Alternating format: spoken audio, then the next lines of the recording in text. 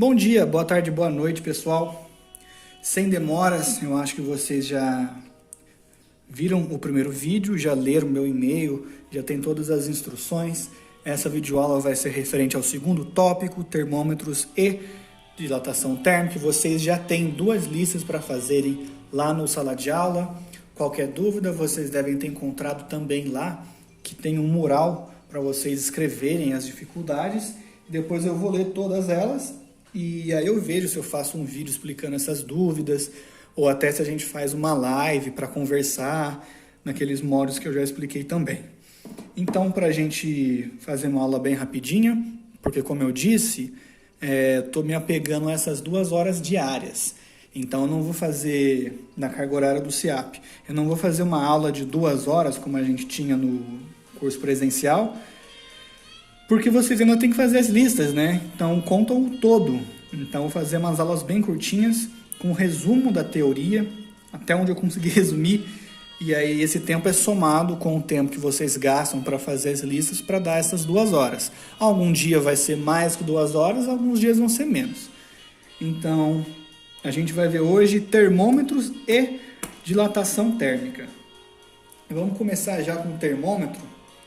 Na outra aula, a gente estava conversando sobre as variáveis de estado, principalmente o par PV. Se eu bem me lembro, a gente conversou sobre isso e eu expliquei que a gente conseguiria pegar vários pares PV em que todos tinham a mesma temperatura. Então, a gente construía uma família, que essa família de pares PV com a mesma temperatura a gente chama de isoterma. Todos eles têm a mesma temperatura, são estados diferentes, mas com a mesma temperatura. E hoje a gente vai se aprofundar em temperatura. E como que a gente mede temperatura? Para começar, o que eu vou explicar para vocês na questão de termômetro, são esses termômetros, ainda é utilizado hoje em dia, mas eles são aquele modelo antigo, onde a gente tinha um bolsão aqui embaixo que armazenava uma substância que a gente chama de substância termométrica. O que que é isso? É uma substância que tem propriedades que dependem da temperatura. Não ficou tão bonito quanto eu gostaria. E aí esse bolsão aqui, ele é preenchido com a substância termométrica e vocês devem saber que essa substância termométrica geralmente é substância termométrica. É difícil falar e escrever outra coisa ao mesmo tempo. Termométrica. Tipicamente usamos o mercúrio, e é já que eu vou explicar por quê. Por exemplo, a gente tem então essa estrutura em azul e dentro temos um bolsão com a substância termométrica e também temos um tubo capilar. A palavra capilar aqui já quer dizer para a gente que esse tubo ele é bem fininho, bem estreito. E tem que ser mesmo, porque o que a gente vai medir na verdade é volume aqui. A gente vai partir desse termômetro entendendo já o que é dilatação térmica. O modelo que a gente vai usar é o modelo linear. Então a gente vai estar supondo que o volume cresce linearmente com a temperatura. Então o que a gente vai fazer na verdade é ler o volume e a partir disso associar uma temperatura, uma medição indireta, por assim dizer. Então você tem aqui armazenado um certo volume da sua substância termométrica. Quando você esquenta ele, o volume vai aumentar, ele vai dilatar. Então, não tendo para onde ir, a gente vai começar a preencher o tubo capilar. Se você faz marquinhas ou graduações aqui nessa sua estrutura, você consegue fazer uma comparação. Tá mais ou menos aqui. E associado a esse risco tem uma certa temperatura. Sendo que a gente está, na verdade, medindo o volume, o quanto que o volume aumentou ou diminuiu. Em um dia mais quente, essa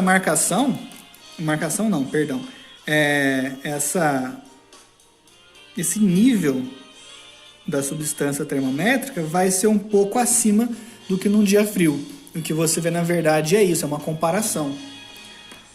Então, a gente está interessado, na verdade, na altura dessa coluna em relação ao referencial. E aí que é importante. O que eu vou explicar agora. Vamos pegar os Celsius como padrão. Agora eu vou desenhar só Celsius. A parte das graduações aqui. Como a gente está usando o modelo de dilatação térmica que é linear, a equação da reta tem dois parâmetros, o coeficiente linear e o angular. 2. A gente também precisa de dois pontos para a gente se basear. Um desses pontos, no caso da escala Celsius, é a fusão da água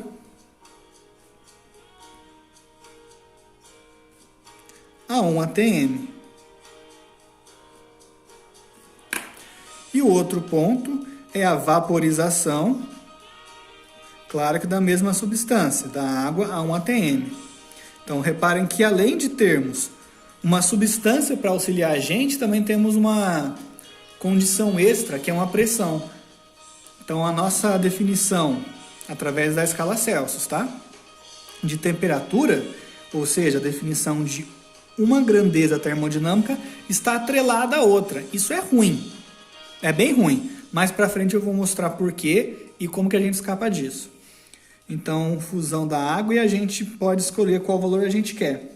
A gente resolveu colocar como 0 graus Celsius a fusão da água e escolhemos colocar 100 graus Celsius a temperatura de vaporização da água a 1 atm. É escolha mesmo, tá? Você pode fazer a sua escala escolhendo outros valores.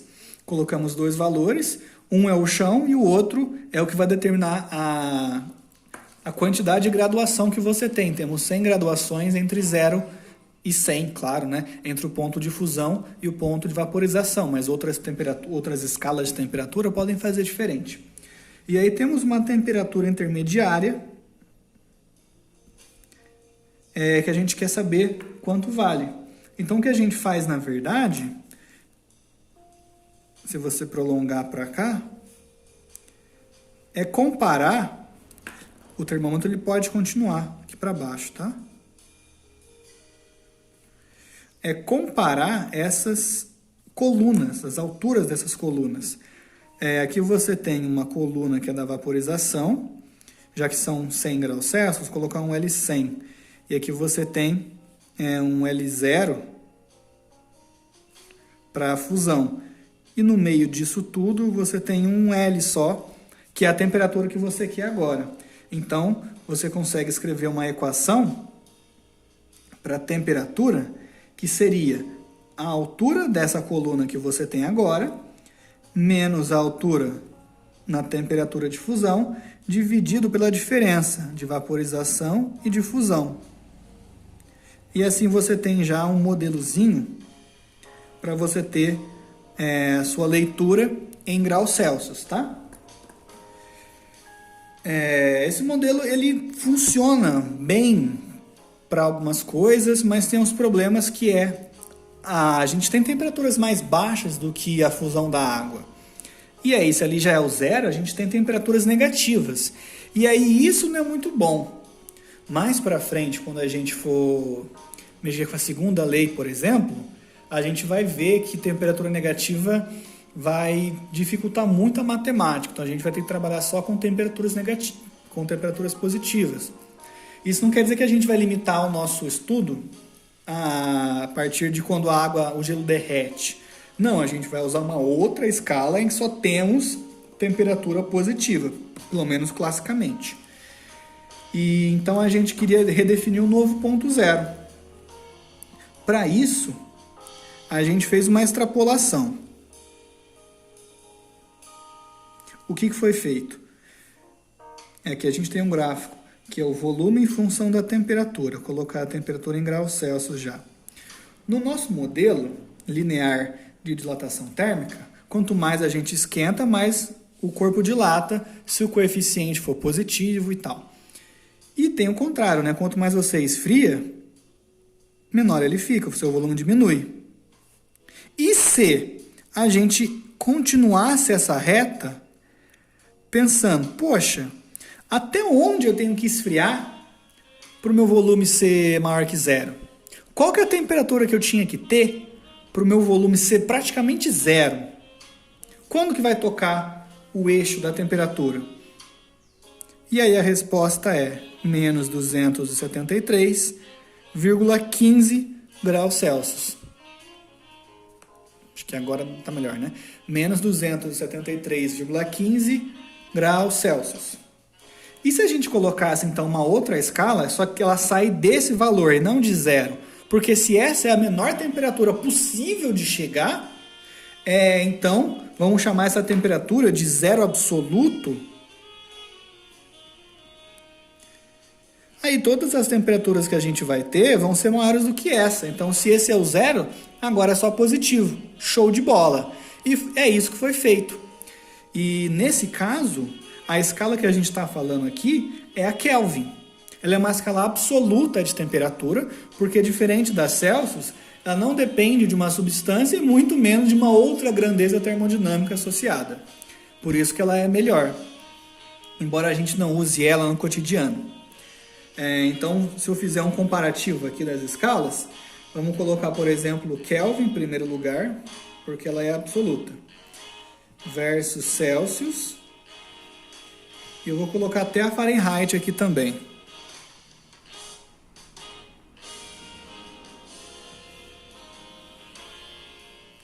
E peraí que minha voz falhou.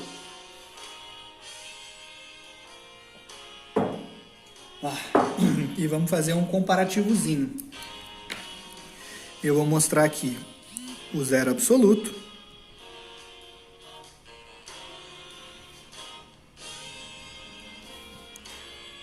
Ponto de fusão.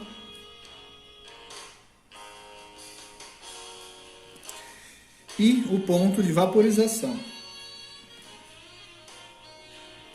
Dá para enxergar ele ainda? Dá.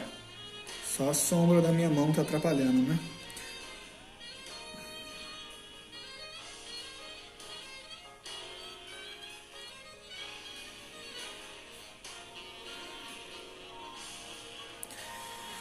E aqui vamos colocar então Kelvin. Tem que ser aqui em cima, né? Kelvin, Celsius e Fahrenheit.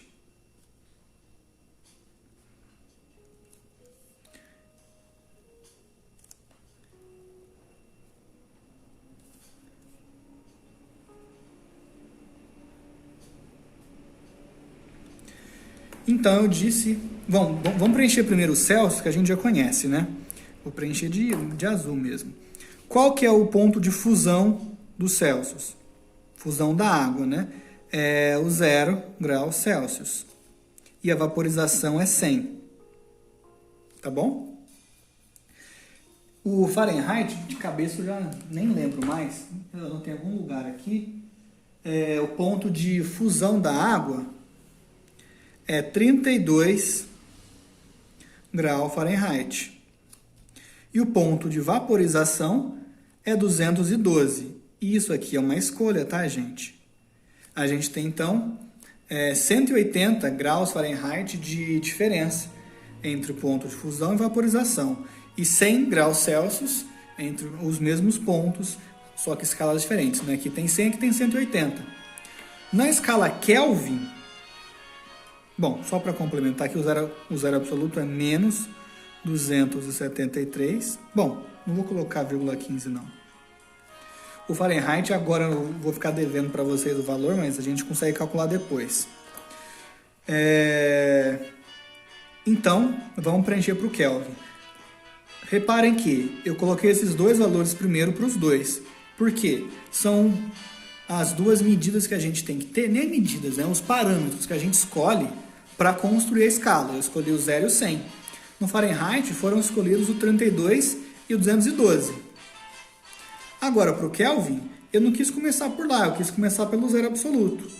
E eu digo que aqui vale 0 Kelvin. Tá bom, eu preciso então de mais um ponto para definir essa escala. É o que eu preciso, mas eu posso usar mais pontos do que isso, né? E quando a gente foi fazer a escala Kelvin, a escolha foi, eu quero mudar o chão em relação ao Celsius. O Celsius, o chão é menos 273. Eu quero que seja 0 para o Kelvin. No entanto, eu acho legal a forma com que a gente tem 100 graduações entre a fusão e a vaporização da água para o Celsius. Eu quero manter isso. Tá bom. Então, o que a gente pode fazer? Eu vou manter o mesmo número de graduações entre os mesmos pontos. Se entre fusão e vaporização eu tinha 0 para 100, uma diferença de 100, portanto, eu vou manter para fusão e vaporização em Kelvin. Então, se aqui está em 0 e ele esfriou para menos 273, aqui se ele está em 0, ele vai esquentar para 273. Tá bom? E, naturalmente, né, aqui já acabo impondo que eu estou crescendo na mesma proporção, só mudou o chão. Então, aqui também tem que ser, esse aqui aumenta 100, aqui tem que aumentar 100 também. Vai ficar 373 Kelvin. Então, a escala Kelvin, repara que não é grau Kelvin, é Kelvin, porque ela é uma escala absoluta, diferente de Celsius e Fahrenheit, que eles têm sim grau e o nome da unidade. Para Kelvin, eu não preciso disso, e o que eu ia falar é que para Kelvin eu tenho essa mesma graduação. Se aumenta 1 grau Celsius, aumenta 1 Kelvin. No entanto, se aumenta 1 grau Celsius, aumenta 1,8 grau Fahrenheit. Como é que você sabe? Porque aqui a proporção é de 1 para 100, aqui é 1 para 180. Então, é só a gente fazer a continha ali, 180 por 100, né, dá 1,8. Então, 1 grau que aumenta, 1 grau Celsius que aumenta 1 grau Fahrenheit. E agora, respondendo aquela pergunta de por que usar mercúrio, a gente usa o mercúrio porque ele, até onde eu sei, ele é o único metal que é líquido à temperatura ambiente. Então, é melhor você colocar um líquido aqui do que um sólido, que não vai conseguir passar para cima, porque sólidos têm seu volume definido, sua forma definida. E gasoso também é ruim, porque o volume ele não é definido. Um gás ocupa todo o volume disponível. Agora o líquido é legal, tem volume definido e forma não. Então, conforme ele dilata, ele se molda para conseguir ajustar o seu volume nesse espaço disponível. E o metal, o mercúrio, por quê? Porque ele é um metal e os metais eles têm um coeficiente de dilatação térmica que favorece o aumento do volume dele com aumentos não tão grandes de temperatura. Então ele é mais sensível para isso. Você consegue fazer ele dilatar mais facilmente. E é o que você quer. Se você pega uma substância que aumentando 100 graus Celsius, ela praticamente não dilata, você não vai conseguir usar ela para perceber um aumento de 2, 3 graus de temperatura. No entanto, o que você quer é o contrário, uma substância que, para pequenas diferenças de temperatura, você já consiga perceber diferenças no volume. E dessa forma você consegue ler essa diferença de temperatura. Porque, como eu disse, a nossa medida é indireta. A gente compara volumes ou tamanhos e, por conta disso, temos uma leitura de temperatura. Então, tá bom. Agora eu vou mostrar como que a gente faz para calcular, fazer aquelas equações de transferência de Kelvin para Celsius, de Kelvin para Fahrenheit, como que a gente faz isso.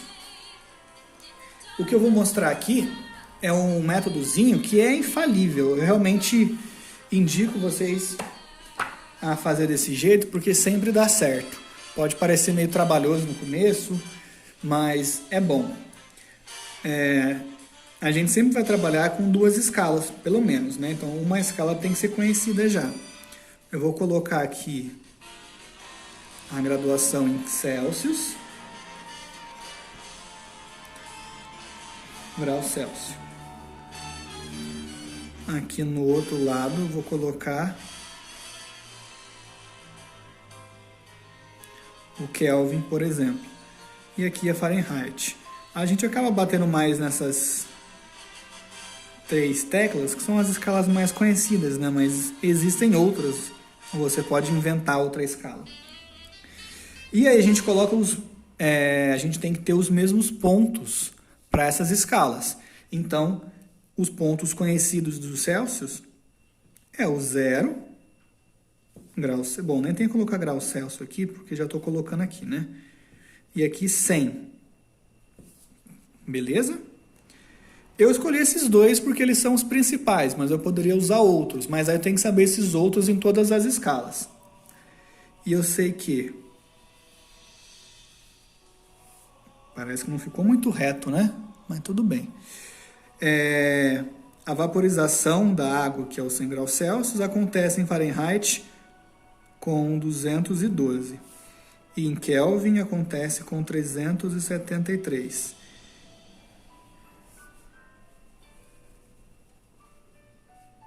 Aqui não ficou legal mesmo. E aqui tem 273 com ponto de fusão e aqui 32. Beleza? E agora o principal, né, que é uma temperatura intermediária, TC,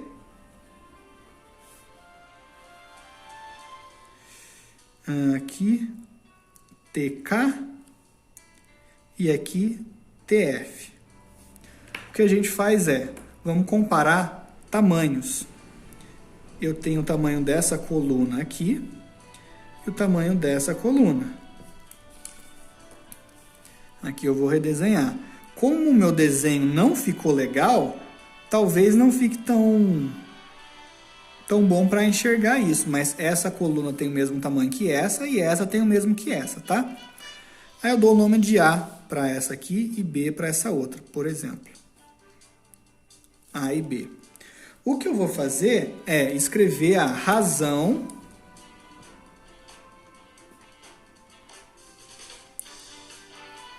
A sobre B ou B sobre A. Eu vou fazer aqui B sobre A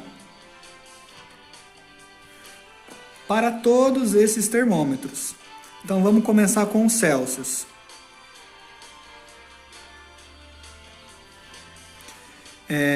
B. B é a altura aqui, onde o chão é o 0 e o teto é o TC. Então vai ficar TC menos 0. E o A é esse grandão.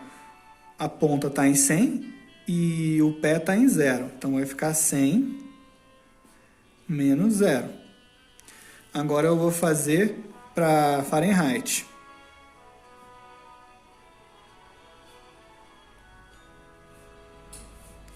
Para Fahrenheit é a mesma coisa. O B primeiro.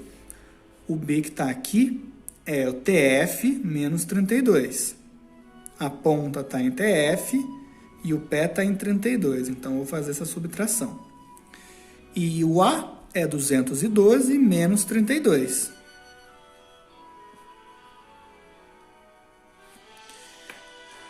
E para finalizar, Kelvin.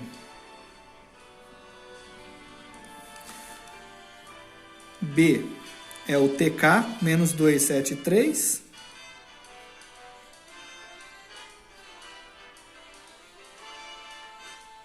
Dividido por o A, 373 menos 273.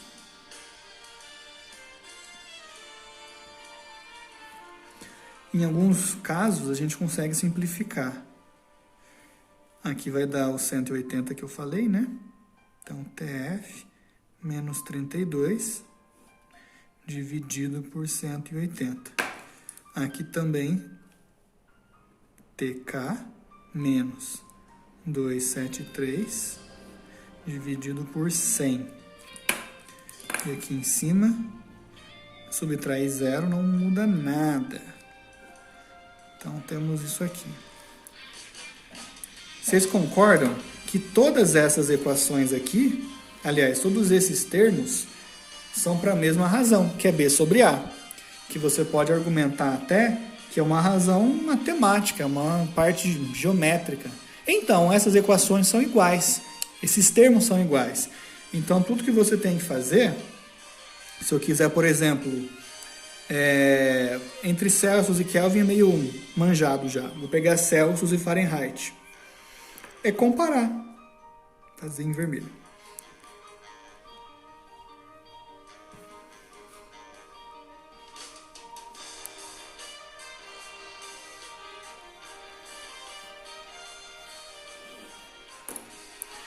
vai ficar então Celsius é TC sobre 100, que é igual a TF menos 32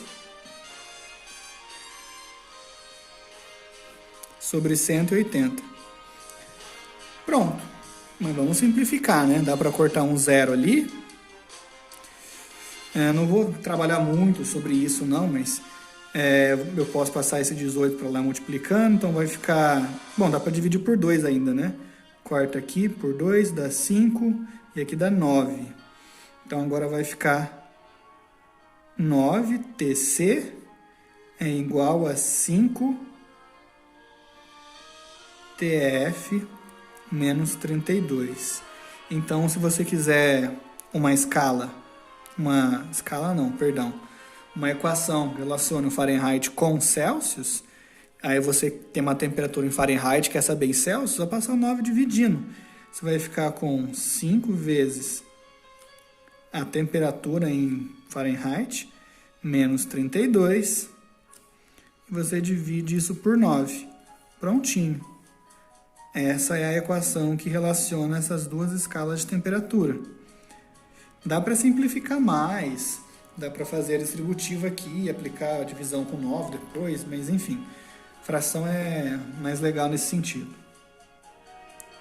E dessa forma, portanto, a gente consegue associar quaisquer duas escalas. O que a gente precisa é saber o seguinte: eu quero que vocês tenham em mente que existe a temperatura, mais para frente a gente vai ver uma outra interpretação para ela, como a agitação das partículas dessa substância, e a gente associa isso, um valor, em uma escala. Na escala Celsius, por exemplo, a gente coloca, do ponto de vista em que a gente está usando a dilatação térmica linear, 2 pontos de referência. O ponto de fusão e vaporização. Eu escolhi para ser 0 e 100.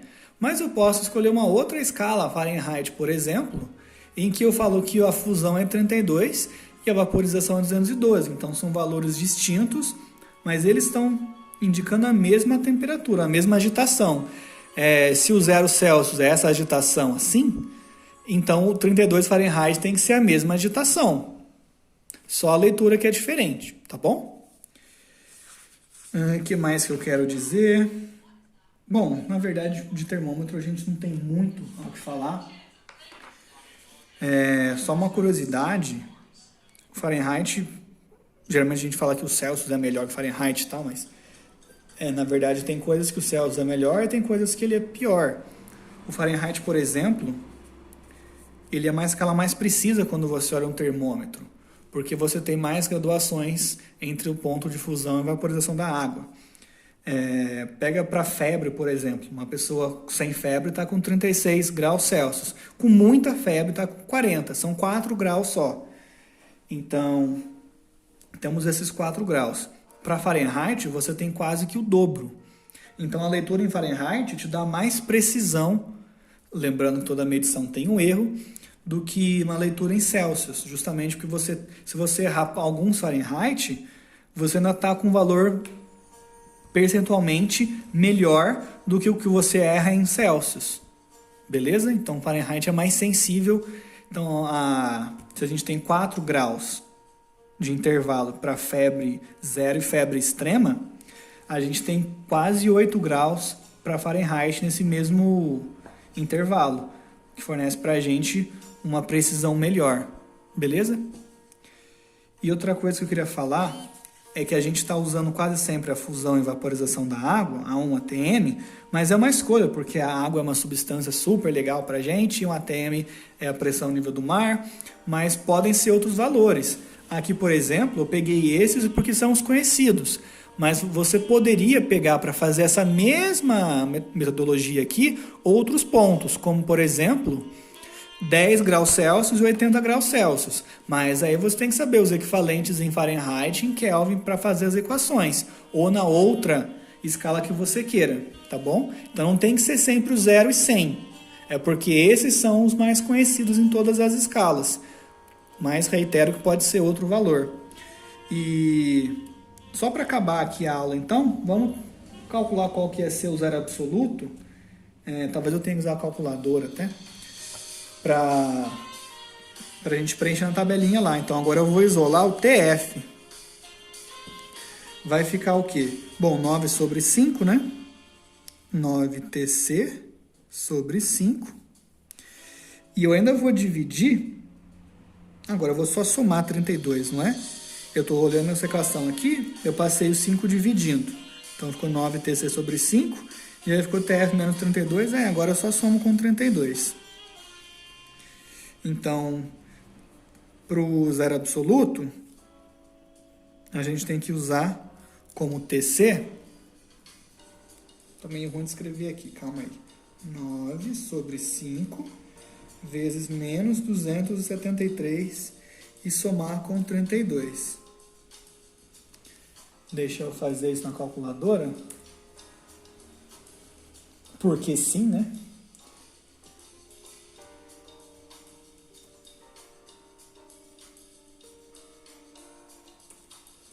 Só um instante.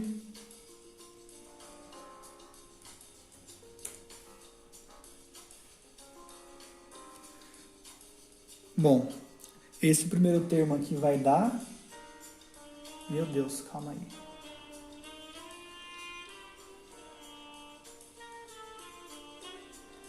Fiz a conta com vírgula e aí ele deu erro. 491. E aí a gente... Negativo, né? E aí a gente tem que somar com 32.